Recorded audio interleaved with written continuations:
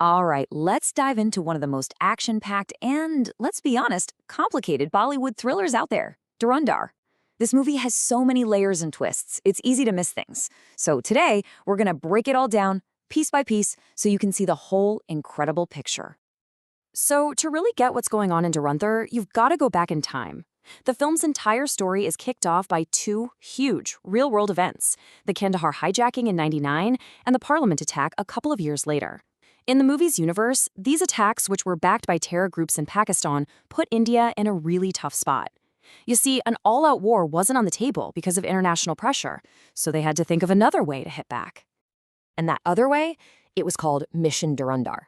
This wasn't just some plan. It was a top-secret, high-stakes operation cooked up by India's best minds. The goal wasn't to start a war, no. It was something much more subtle and maybe even more dangerous, to rot Pakistan from the inside out. And to do that, they were sending in their best man, a single agent to light the fuse. And here he is, our agent, our Dhrundar, played by the one and only Ranveer Singh. To pull this off, he has to completely disappear. He becomes Hamza Ali, taking on the identity of a Baloch rebel. Now that's a really key detail, because that cover is his ticket into the chaos of Pakistan's underworld. His mission is officially a go. So you're one agent trying to destabilize an entire country. Where do you even start? For Hamza, the answer is Karachi. And not just anywhere in Karachi, but a specific town inside it called Liari. This place is the whole chessboard. Everything starts and ends right here. Now you might be asking, why Liari? What's so special about this town? Well, it's not just some town, it's the absolute center of power. There's a saying they have there, he who rules Liari rules Karachi, and he who rules Karachi rules Pakistan. So if Hamza wants to shake the country, he has to conquer Liari first. It's the ultimate prize. Okay, so Liari is a battlefield, and it's basically run by three powerful dons. First, you've got Raymond de Kite. He's a Baloch, which is perfect for Hamza's cover, and he controls a big chunk of the town. Then there's his own father, Babu da Kite, who he hates, and his dad is allied with the third guy, Arshad Papu. It's a messy, violent triangle of power. And Hamza knows exactly who he needs to get close to, Raymond de Kite. But here's the thing, you don't just walk up to a guy like Raham Dakat and ask to join his crew. This is a man who's paranoid, surrounded by enemies. Hamza needs to find a way in, and it has to be dramatic. It has to be something that makes him indispensable right from the get-go. So, his team gets a piece of intel. Raman's rivals are planning to hit his older son at a wedding. The plan is simple. Or it seems simple.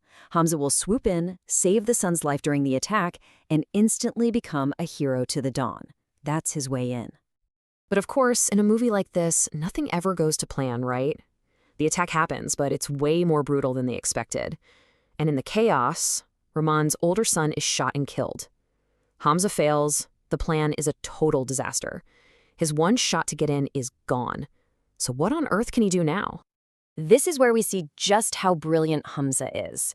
Thinking on his feet, he turns his catastrophe into a win. First, he makes sure to save Rahman's younger son. Then he puts on this incredible show, grabbing the dead son's body, rushing it to the hospital, screaming for help. And when a heartbroken Rahman shows up and tries to pay him, Hamza refuses. He says, "I did it because we're both Baloch. It's about loyalty." And that performance, bravery, drama, loyalty, it works. Rahman is completely won over. Hamza is finally in. And he doesn't just get in, he skyrockets to the top. While all of Rahman's old-timers are advising him to wait and be careful, Hamza pushes for the opposite.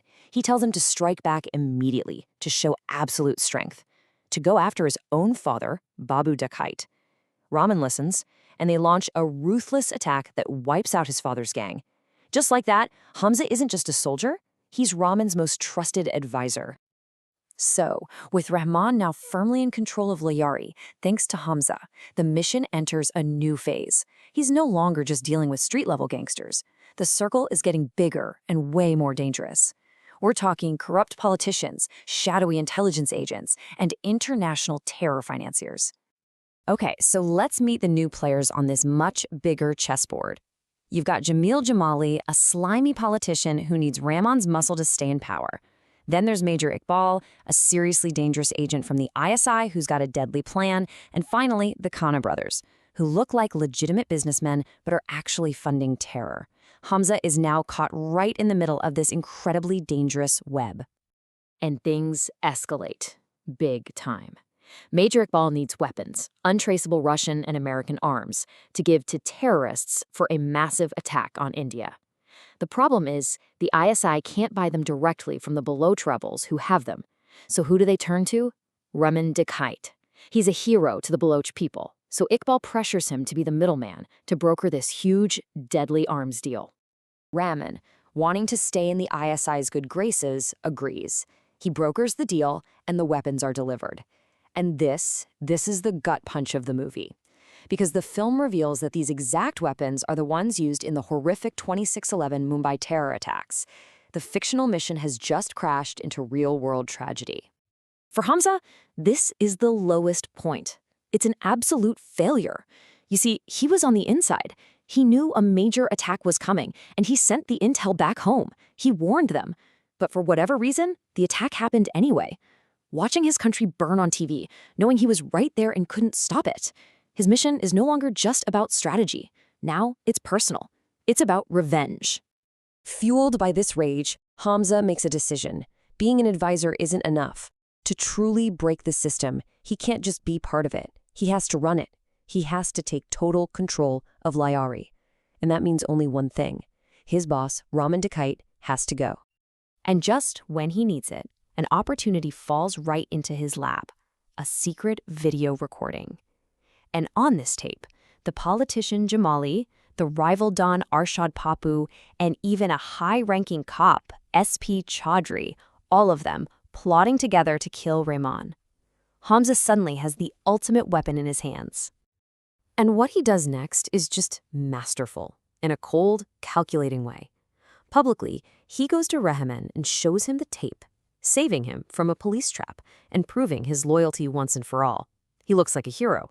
But privately, he goes to those same conspirators and says, "Your plan failed, but I can deliver him to you." He's now playing everyone against each other. His plan unfolds perfectly. Step 1, he marries the politician's daughter, locking in that alliance. Step 2, he creates a situation where Rahman has to travel without his usual army of bodyguards. And step 3, the final betrayal. With Rahman alone in the passenger seat, Hamza himself gets behind the wheel and drives his boss straight into the ambush he helped set up. It all comes down to a chaotic, brutal showdown in the middle of nowhere. Rahman finally realizes he's been betrayed by the man he trusted most. After a vicious fight, it's Hamza and the cop, SP Chaudhry, who finally overpower and kill the Don. The king is dead. The reign is over. But the story's not quite over. To complete the takeover, Hamza continues the charade. He grabs Rahman's body, rushes it to the hospital, and puts on the same grief-stricken performance he did for the son. To the public, it looks like he fought to the very end to save his boss. He's not a traitor, he's the loyal successor. So he did it, mission accomplished. He now controls the entire Lyari underworld. His enemies are gone, and his new allies are in his pocket. He has become the new king. But that brings us back to the real question of the whole movie, right? After all these layers of lies and identity, who is this guy really? And in the final, shocking moments, we get the answer. His real name is Jaskirat Singh Rangi.